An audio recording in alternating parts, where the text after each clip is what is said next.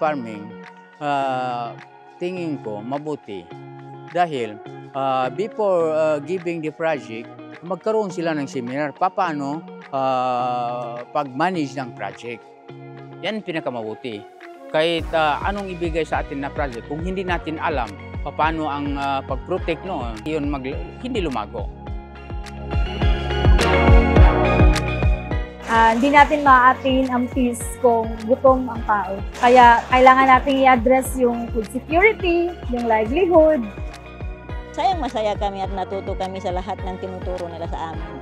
Alhamdulillah, syukran. Assalamualaikum warahmatullahi ta'ala wabarakatuh.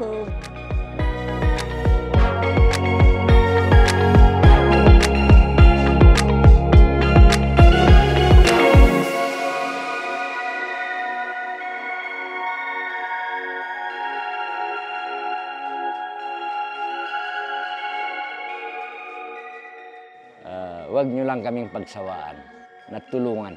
Sisikapin namin na hindi masasayang yung effort nyo o tulong nyo sa amin.